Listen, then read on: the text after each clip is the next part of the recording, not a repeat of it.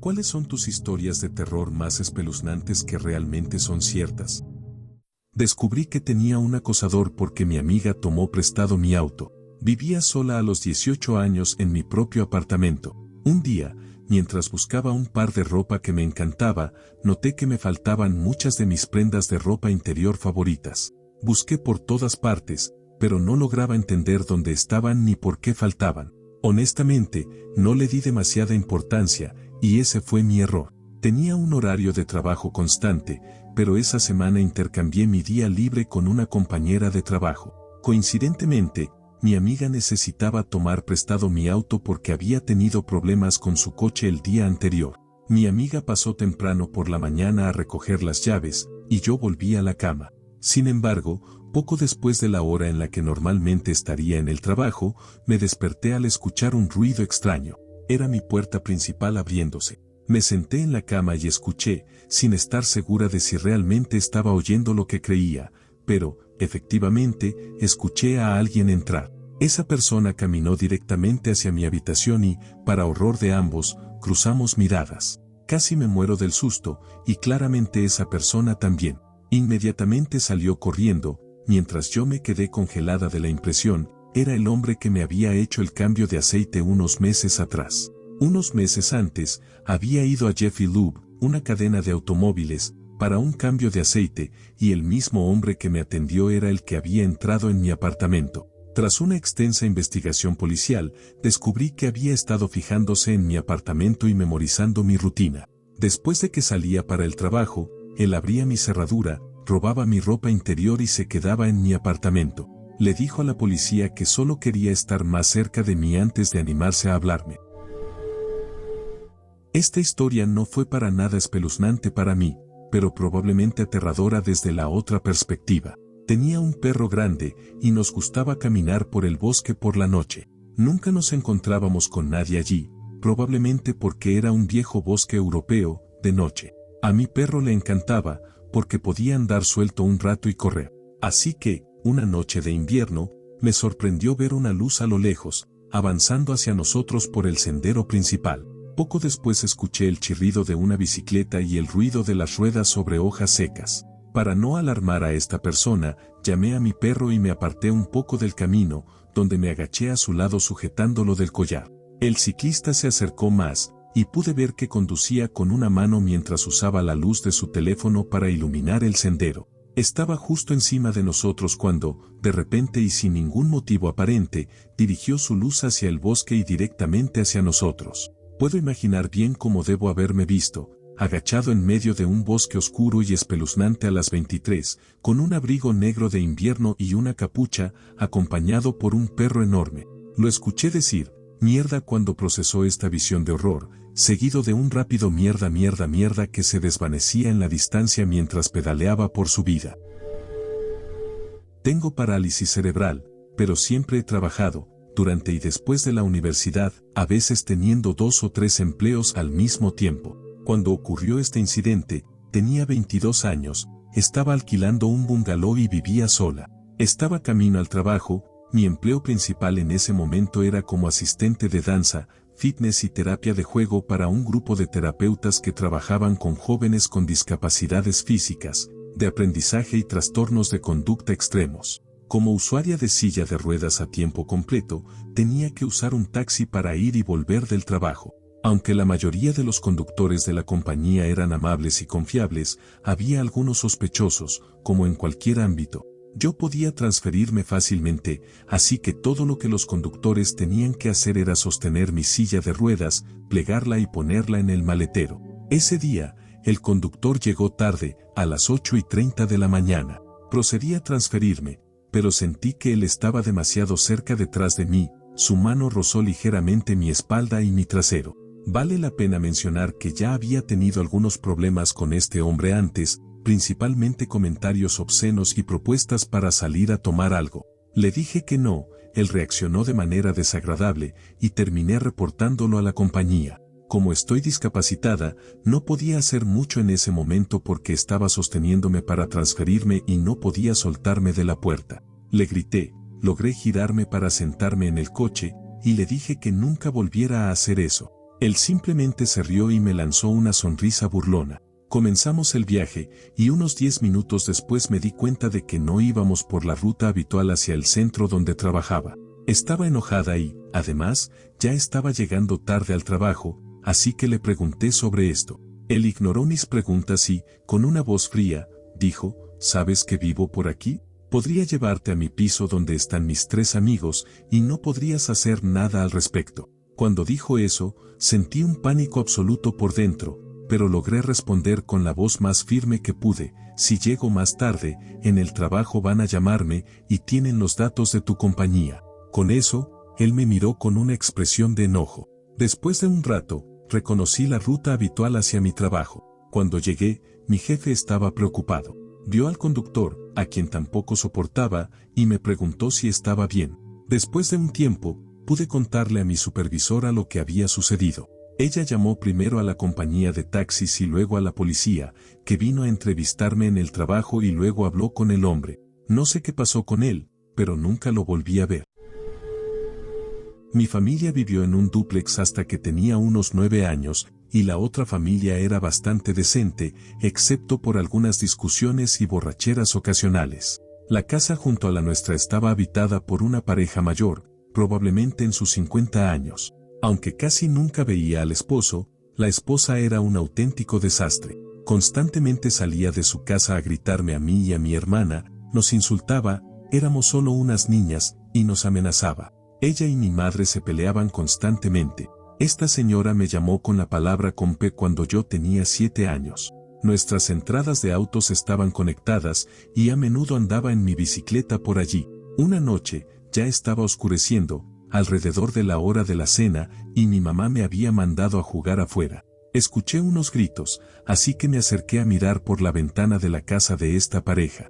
Vi a la mujer gritándole al esposo sobre cuánto lo odiaba y cómo deseaba que estuviera muerto. Él estaba en silla de ruedas después de un accidente, pero luego la vi levantarse y empezar a golpearlo. Simplemente le pegaba una y otra vez. Corrí adentro para contárselo a mi mamá.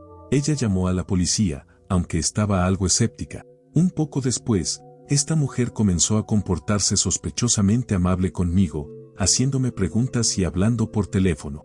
Bueno, él no sobrevivió. Se llevaron su cuerpo, y mi mamá me dijo que había tenido otro accidente. No fue hasta años después que mi mamá me preguntó si recordaba la vez que nuestra vecina le quitó la vida a su esposo, y sí, todo encajó. Había intentado desvivirlo antes, pero él sobrevivió y quedó paralizado. Supongo que lo que vi fue el comienzo de que finalmente lograra terminar lo que había intentado antes. Tristemente, no voy a mentir, sucedieron cosas terribles en ese vecindario, pero esta fue la que más me afectó personalmente. Mirando hacia atrás, creo que podría haber evitado por poco ser víctima de tráfico de personas durante una escala en Estambul hace unos años. Era plena época de COVID, y yo, mujer, 20 años en ese momento, tenía una escala de 17 horas en el aeropuerto de Estambul mientras volvía a casa. Como era nueva en vuelos con escalas, decidí quedarme en el aeropuerto en lugar de reservar un hotel.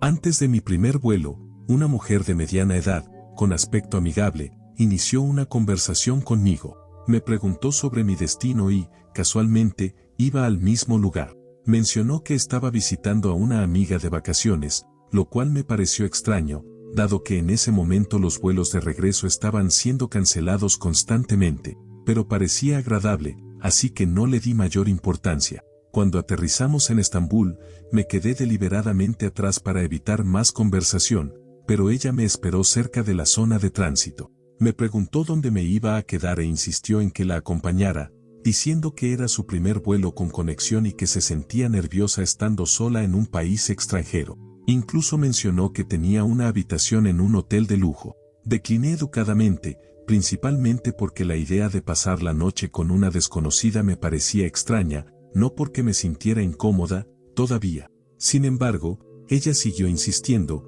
y luego me pidió que la ayudara a encontrar la salida hacia el control de pasaportes, alegando que no hablaba inglés. Decidí llevarla a un miembro del personal de la aerolínea en el mostrador de información. El empleado me preguntó si la conocía, y cuando le dije que no, la escoltó lejos de la zona. Pensé que ahí había terminado todo, pero mientras esperaba en la puerta de embarque a la mañana siguiente, volvió a aparecer, esta vez con una bolsa de fruta, insistiendo en que comiera algo. Rechacé de nuevo. Cuando finalmente aterrizamos en nuestro destino, se quedó a mi lado durante todo el proceso de llegada, incluso esperando conmigo por mi equipaje mucho después de haber recogido el suyo. Le dije varias veces que siguiera adelante, pero no lo hizo. Luego, al salir a la zona de llegadas, vi a mi prometido y le saludé con la mano. Cuando me giré para despedirme de ella, ya se había ido. No fue hasta más tarde, al contarle la historia a mi prometido y ver un documental sobre tráfico de personas, cuando entendí lo aterrador que podría haber sido todo. Supongo que mi introversión me salvó ese día. Para ser honesta, hasta el día de hoy no estoy segura de si realmente se trataba de un intento de tráfico. Todavía espero que solo fuera una mujer extraña y amigable, pero dadas las circunstancias, fue espeluznante como para quedarse pensando en ello. Era muy joven cuando esto sucedió. Estaba regresando a casa en bicicleta después del trabajo, y cuando ya estaba cerca de mi casa, me metí en una calle secundaria y noté que un coche me seguía de una manera realmente errática. Pensando que era peligroso estar en la carretera con ese conductor tan sospechoso detrás, subí a la acera y bajé de la bicicleta para empujarla los últimos 30 metros hasta mi casa. El coche se detuvo junto a mí y bajaron la ventana del lado del pasajero. Me detuve cuando el tipo dentro del coche me llamó para pedirme direcciones. Al mirar hacia adentro para verlo, noté que tenía sus partes íntimas fuera y estaba dándose autoplacer mientras me hablaba. Grité, «Eres un pervertido asqueroso», y él arrancó el coche rápidamente. Tomé su matrícula y corrí a casa para dejar mi bicicleta y llamar a la policía. Cuando llegué a la puerta trasera de mi casa, que está justo junto a la carretera principal, él volvió. Se detuvo de nuevo y estaba intentando disculparse por haberme mostrado eso mientras yo le gritaba que había cometido un delito y que iba a llamar a la policía. Pensé que iba a atacarme, así que empecé a hacer todo el ruido y escándalo posible. Finalmente, volvió a irse. Llamé a la policía, y lograron localizarlo en su casa gracias a la matrícula de su coche. Vinieron a mí y tomaron mi declaración. 3 meses después, fue condenado. Tuvo que registrarse en una lista de delincuentes que cometen este tipo de delitos durante 5 años y me pagó 400 libras como compensación a la víctima. ¿Final feliz? Supongo que sí, pero aún así fue completamente asqueroso y espeluznante. Cuando estaba en la universidad, vivía en una casa con otros 4 chicos. Nos mudamos al final del semestre, pero yo fui el último en hacerlo.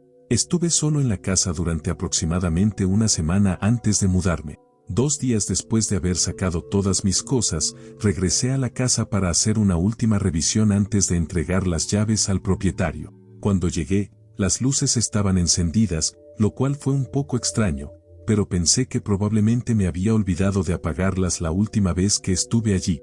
Entré a la cocina y noté que todos los cajones y gabinetes estaban abiertos, lo cual también me pareció raro.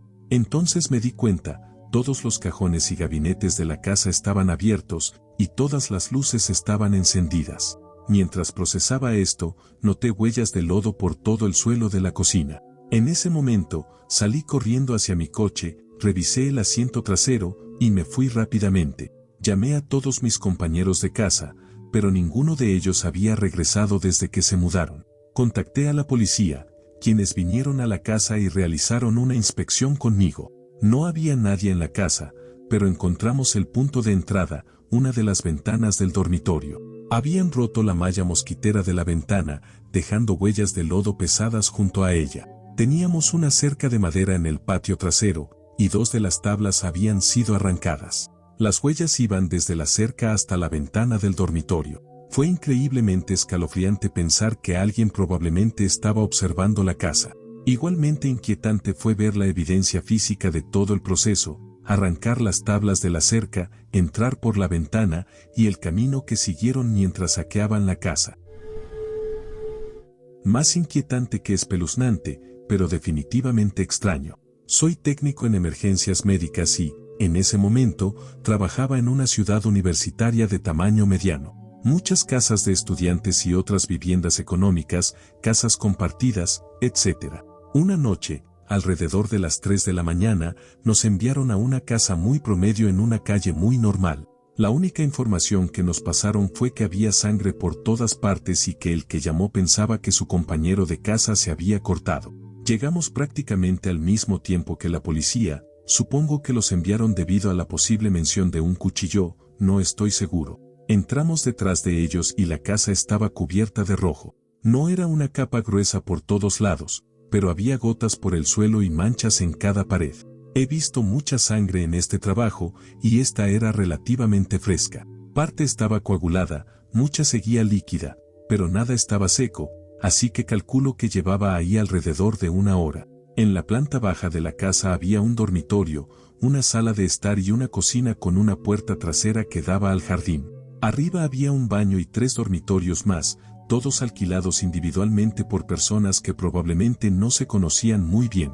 Un arreglo bastante común en Europa para jóvenes adultos o personas sin suficiente dinero para alquilar su propio apartamento. La chica que llamó vivía en el dormitorio de la planta baja. Dijo que se había despertado para ir al baño arriba y vio rojo por todas partes. Comentó que el chico que vivía en la habitación sobre la suya estaba mal mentalmente y que había estado en el hospital varias veces por autolesionarse. Fuimos arriba y, efectivamente, había líquido rojo por todas partes. La policía fue hasta la habitación del fondo, donde vivía este chico. Llamaron a la puerta, y tras un rato abrió, en ropa interior, medio dormido y absolutamente bien, sin ninguna herida. La policía le explicó por qué estábamos todos allí a las 3 de la mañana, y él dijo que no tenía idea de nada de eso. Accedió a que registraran su habitación, pero no encontraron nada. Otros residentes, al escuchar el alboroto, salieron a ver qué estaba pasando. Todos estaban bien, permitieron que la policía registrara sus habitaciones y no había nada extraño. Todos dijeron que estaban dormidos hasta que llegamos. No había sangre en ninguno de los dormitorios, solo en las áreas comunes. La policía registró el resto de la casa y no encontró nada más, excepto más sangre. No había ático ni sótano. La puerta trasera del jardín estaba cerrada con llave y cuando salieron no había sangre en el jardín ni en la puerta. Llamaron a un perro rastreador para tratar de seguir el rastro, ya que para ese momento todos estábamos bastante inquietos y preocupados. El perro llegó, recogió un rastro en la casa, recorrió toda la casa, tanto arriba como abajo, y marcó un rastro muy fuerte hacia la puerta principal. Pero cuando llegó al umbral de la puerta, simplemente se detuvo, dio la vuelta y regresó a la casa. El adiestrador dijo que parecía que el rastro se detenía en la puerta principal. La policía preguntó si había habido otros reportes en la zona, y el despacho dijo que no. En ese punto, no teníamos ningún paciente para atender y había otras llamadas esperando, así que nuestro despacho nos envió a otro lugar. Nunca supe qué pasó. Me encantaría saber qué sucedió realmente en esa casa durante la noche, y me aterra pensar lo que la chica podría haber encontrado si hubiera salido de su habitación para ir al baño una hora antes. Cuando era niño, tal vez en 3er o 4er grado, vivíamos en una casa de una sola planta. Mi cama, inexplicablemente, estaba colocada justo al lado de una ventana que daba al patio delantero. No tengo idea de qué estaba pensando mi mamá cuando organizó mi habitación de esa manera. Afortunadamente, cambió eso poco después de que ocurriera esto. Una noche, estaba tratando de dormir y escuché algunos ruidos afuera. Ya era un niño paranoico porque a veces veía America's Most Wanted con mis padres y pensaba que cada ladrón, asesino o invasor de casas que salía en el programa iba a venir a buscarnos. Era medianoche o algo así. Me armé de valor para mirar a través de las persianas y vi a alguien corriendo desde el patio trasero hacia el frente. La habitación de mi hermano daba al patio trasero, pero definitivamente no era él. El hombre se detuvo para mirar alrededor, no sé si estaba tratando de decidir a dónde ir o si estaba buscando a alguien o algo. De cualquier manera, me vio mirando por mi ventana. Me asusté y me escondí bajo las cobijas, como todo un genio, en lugar de hacer algo lógico como ir a buscar a mis padres, aunque su habitación estaba al otro lado de la casa, y tal vez pensé que este tipo me atraparía si intentaba salir de mi cuarto. Era un niño tonto. Momentos después, escuché al tipo golpeando con fuerza mi ventana y gritando algo. Solo recuerdo los gritos, no las palabras exactas. Por suerte, mis padres lo escucharon también, probablemente porque aún estaban despiertos viendo la televisión en la sala. Corrieron a mi habitación, me sacaron de la cama y me llevaron a la sala mientras llamaban al 911. Mi papá lo hizo, porque mi mamá tuvo la brillante idea de quedarse en mi habitación y gritarle amenazas al tipo violento y furioso, porque claro, eso era lo más sensato. Afortunadamente, la policía ya estaba en camino al vecindario porque alguien más había llamado para reportar a este hombre que andaba acosando a la gente y actuando de forma sospechosa. Al parecer, estaba tratando de encontrar la casa de su exesposa para llevarse a sus hijos. No sabía cuál era exactamente la casa, solo que ella vivía en ese vecindario. Excepto que no vivía allí, vivía en otro vecindario con un nombre de calle muy similar al nuestro. Parecía un tipo encantador, no puedo imaginar por qué se separaron. En fin, después de eso, movieron mi cama lejos de la ventana. Solía caminar dormido como sonámbulo cuando era niño. Vivíamos en un vecindario complicado, en Decatur, Georgia, y me despertaba afuera en medio de la noche, sin saber cómo había llegado allí.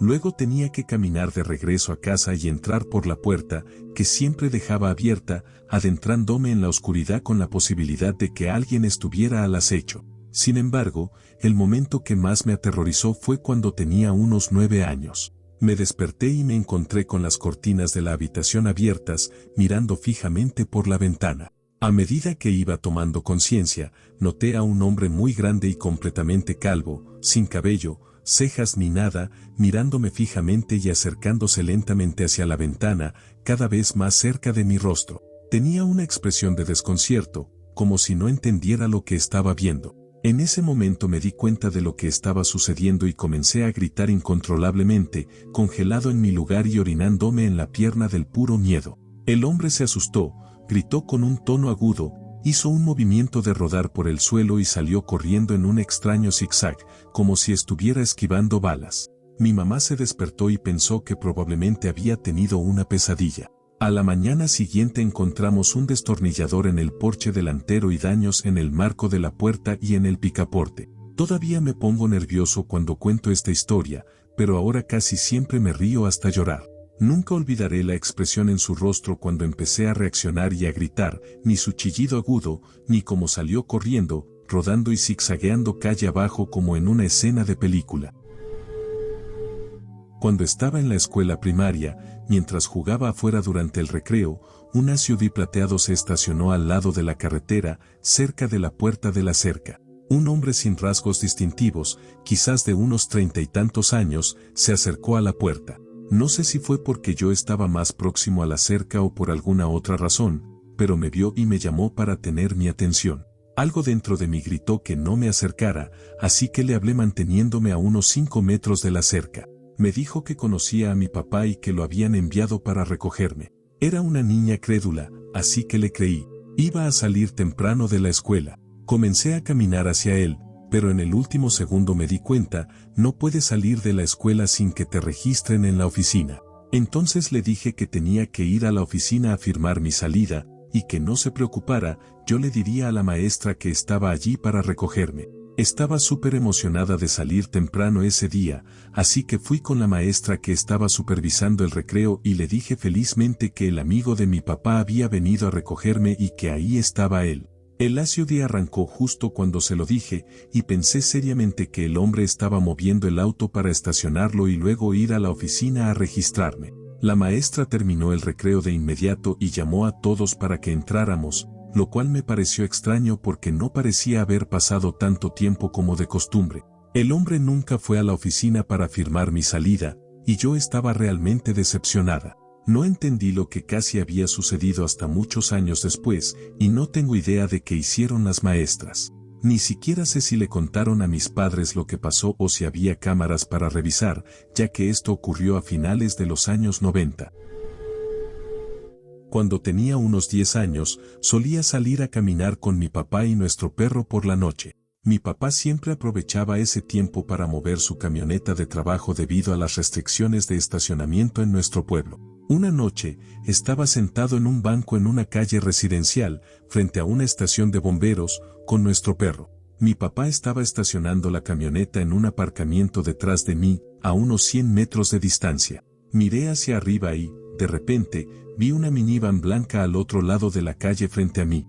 No estaba allí cuando me senté. En el asiento del conductor, un hombre con gafas me estaba mirando fijamente por la ventana. No había nadie en el asiento del pasajero delantero. Mientras lo observaba, vi cómo se encendía una luz en la parte trasera del vehículo, donde había una mujer también con gafas que me miraba fijamente. Sentí un escalofrío y me giré para ver si mi papá estaba terminando de estacionar. Aún estaba a unos 100 metros y no lo podía ver claramente. Cuando miré nuevamente hacia la minivan, la puerta corrediza estaba abierta y la mujer comenzaba a lanzarse hacia la calle, directamente hacia mí. Sin pensarlo, agarré a mi perro y corrí hacia mi papá. Cuando llegué a él, me giré para mirar hacia atrás, pero la minivan y las personas ya no estaban. Mi papá también los había estado observando. Me dijo que pensó que estaban hablándome. Se sorprendió cuando le dije que no habían dicho nada, que solo me estaban mirando. Todavía me da miedo imaginar qué podría haber pasado si no hubiera corrido. Un verano, cuando tenía alrededor de 6 años, mi mamá, mi abuela y yo fuimos a las montañas para llevarle algo a mi tía, que era muy solitaria y vivía apartada.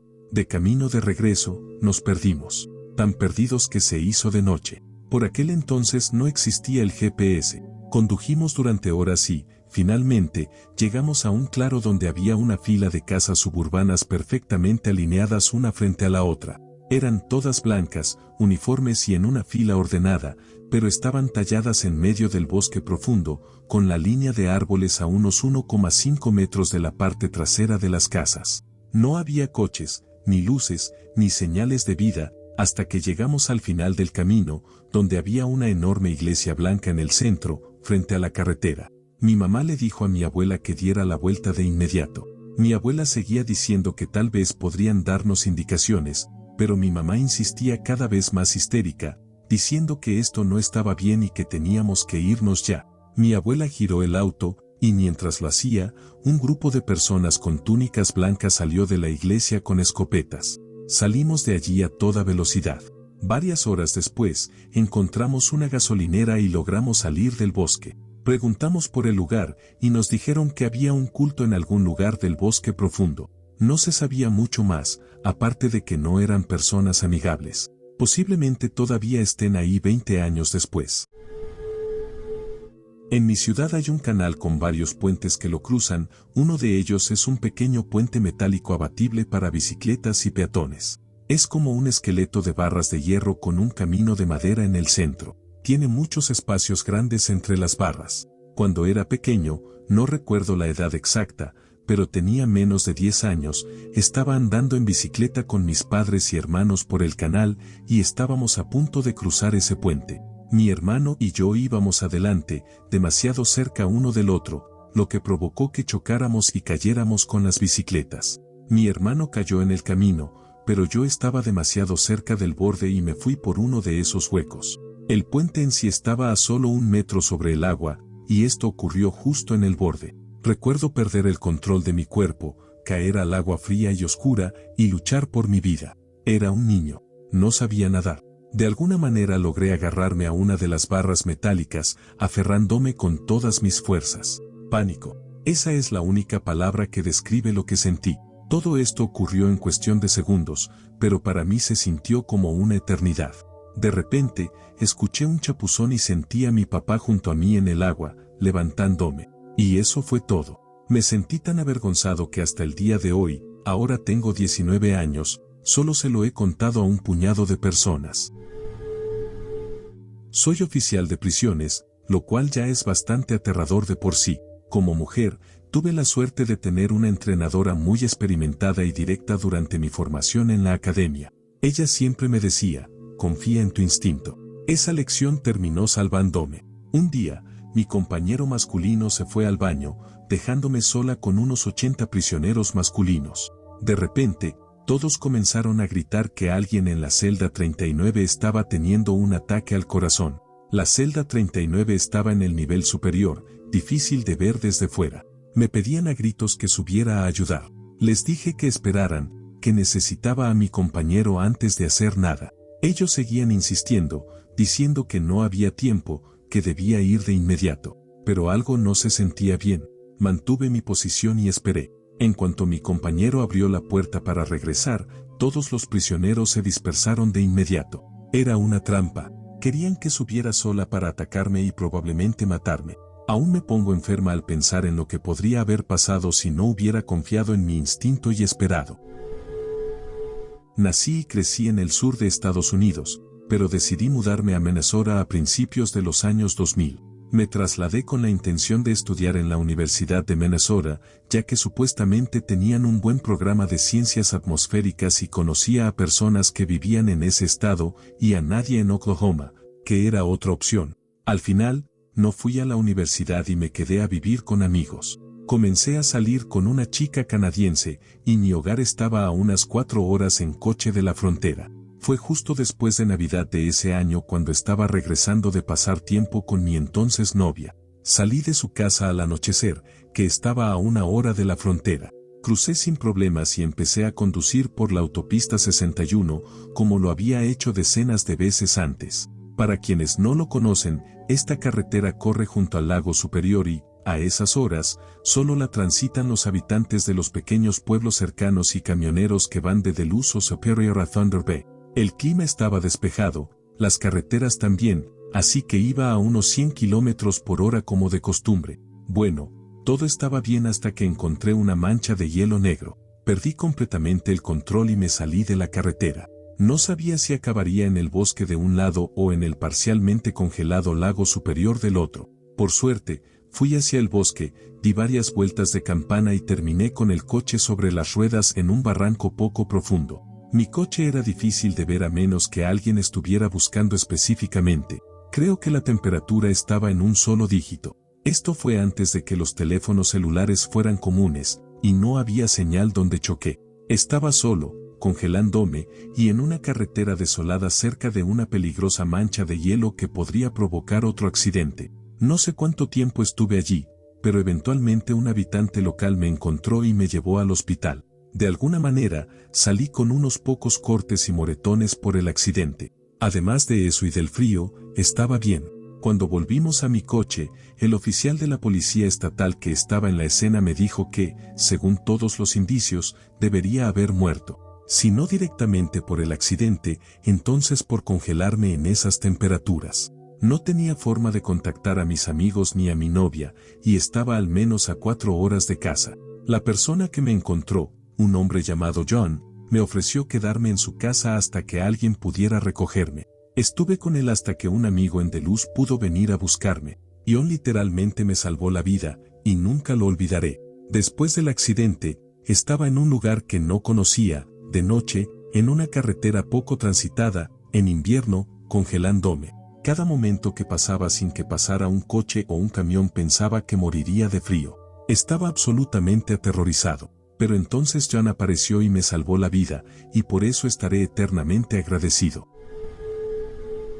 Cuando tenía 18 años, me tomé un año libre de la escuela para trabajar en algunos problemas de salud mental. Durante el otoño, decidí hacer un viaje por Europa sola durante 2 meses. Uno de mis destinos fue Múnich, para el Oktoberfest.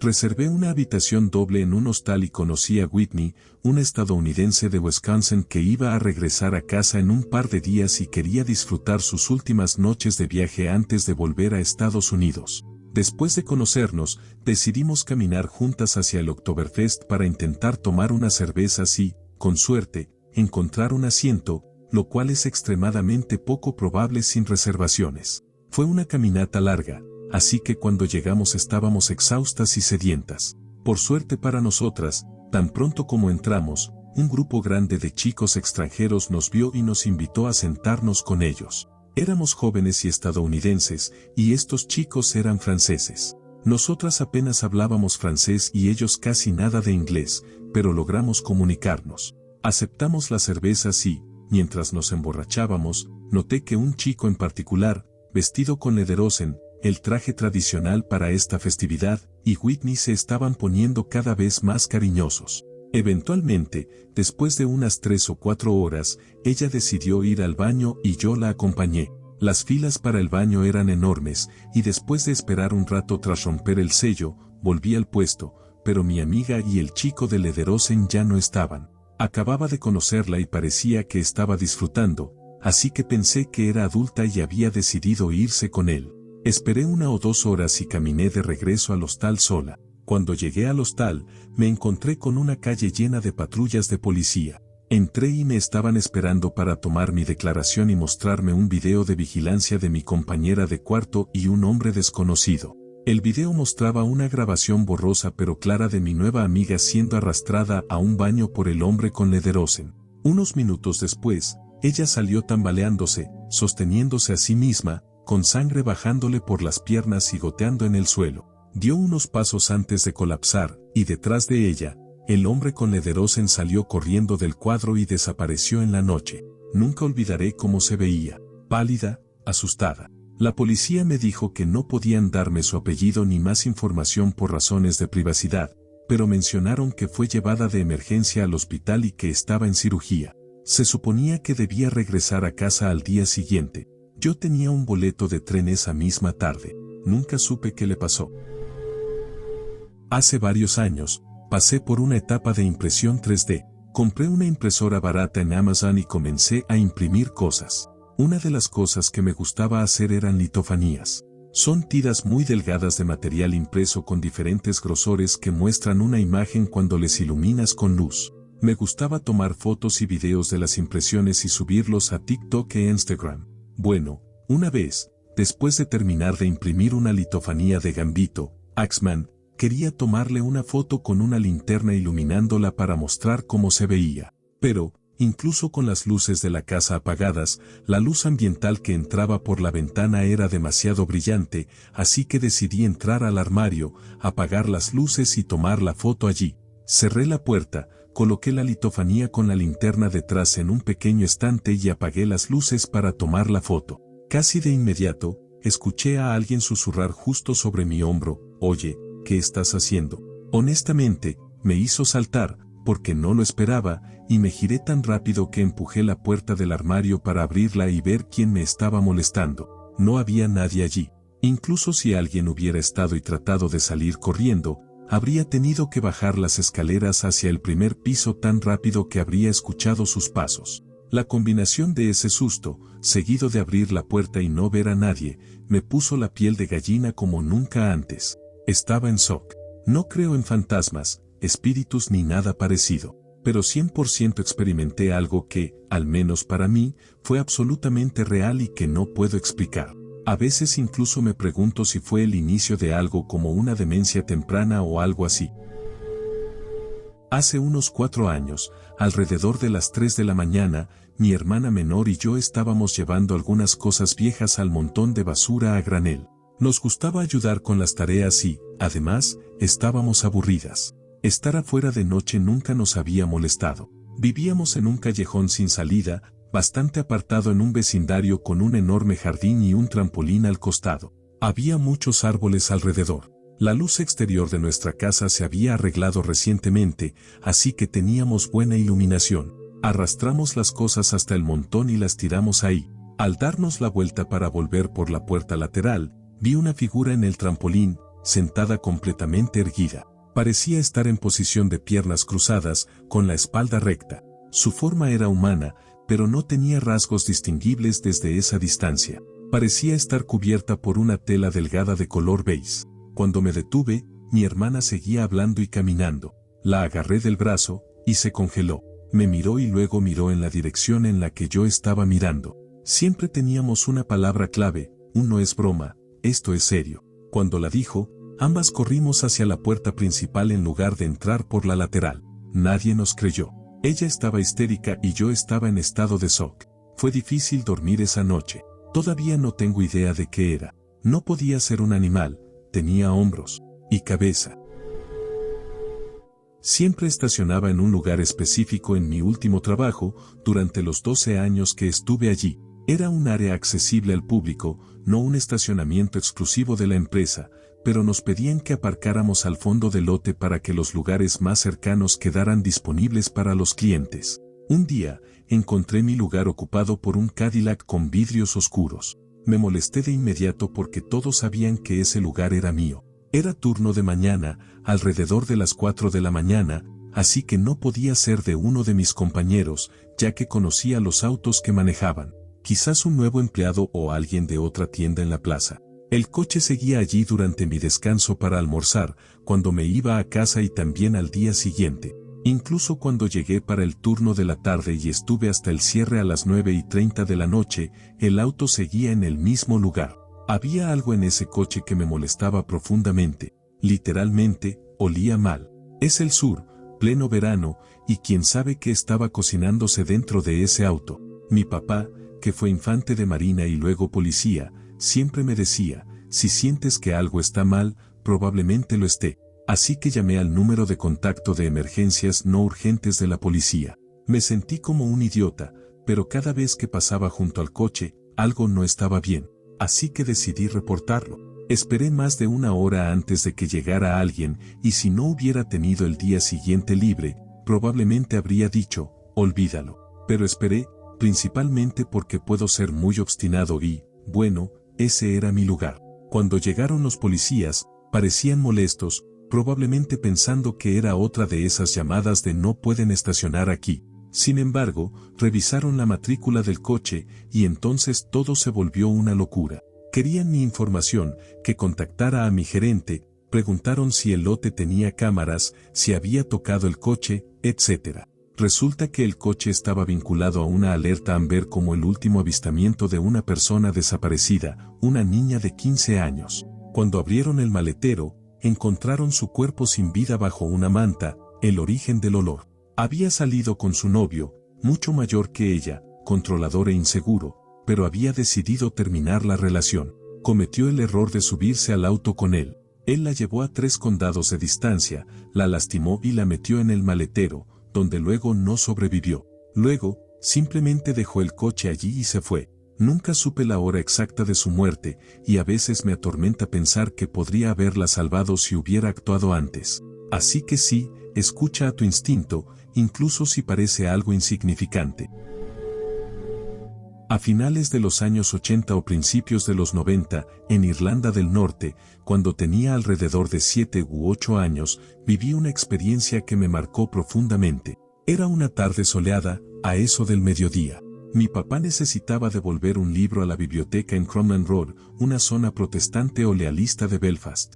Nosotros éramos católicos, y Crumlin Road era conocida por ser peligrosa en ese entonces, y, hasta cierto punto, sigue siéndolo. Ya estaba nervioso solo por la reputación del lugar, aunque mi papá estaba tranquilo. Me decía que no teníamos católico escrito en la frente, pero sí me advirtió que debía usar un nombre falso si alguien me preguntaba. Mi nombre real delataba mis raíces católicas, así que adopté un nombre protestante para el viaje. Llegamos a una calle que llevaba a una intersección. Al otro lado estaba Ardoin Road, un enclave católico y republicano. Nosotros íbamos hacia la derecha, por un camino largo y sinuoso. Más adelante, en la intersección, vimos a un grupo de hombres. Uno corría de un lado a otro de la calle, pasando información entre 2 grupos de personas. Algunos miraban hacia el área católica, otros hablaban con un hombre en un coche encendido y estacionado. Uno de ellos destacaba, era alto, con cabello largo, y llevaba una chaqueta de cuero. Incluso siendo niño, noté que algo no estaba bien. Mi papá, que creció en Belfast durante los peores momentos del conflicto, también lo notó. Su actitud cambió, se volvió más serio y reservado. Cruzamos a la derecha, alejándonos de los hombres. Entonces, una mujer se nos acercó. Era de mediana edad, con el cabello corto y rojo. Caminó directamente hacia nosotros, con un aire nervioso y preocupado. Empezó a interrogar a mi papá, preguntándole quién era y de dónde venía. Su tono era forzado, intentando parecer casual, pero claramente estaba investigando. Sentí que mi cuerpo entero se llenaba de miedo. Era como una escena de una película de terror, donde alguien entra en un pueblo lleno de miembros de un culto y trata de mezclarse sin llamar la atención. Tuve visiones de mi papá siendo asesinado frente a mí, y de que yo también podría morir, a pesar de ser un niño. La mujer parecía formar parte de lo que estaba sucediendo en la esquina y estaba analizando a los extraños que pasaban por la calle. Mi papá, con calma, respondió a sus preguntas sin revelar demasiado. Le dijo que éramos de un área mixta, donde vivían protestantes y católicos, y fingió estar molesto por tener que convivir con católicos, sin decirlo explícitamente. Cuando preguntó mi nombre, le di el nombre falso que habíamos acordado. La mujer cegaramente notó mi terror, pero mi papá decidió terminar la conversación, la despidió cortésmente y seguimos caminando. A medida que nos alejábamos, podía sentir que ella nos miraba fijamente. Cuando me giré después de unos segundos, vi cómo volvía hacia el grupo de hombres en la esquina. Seguimos por un camino largo y empinado con la biblioteca al final. De un lado había una cerca y del otro una fila de casas. Sentí que estábamos entrando más en peligro, con solo dos opciones, avanzar o regresar por donde vinimos. A mitad del camino, nos dimos cuenta de que alguien nos seguía. Mi papá me dijo que corriera adelante para verificar si la biblioteca estaba abierta.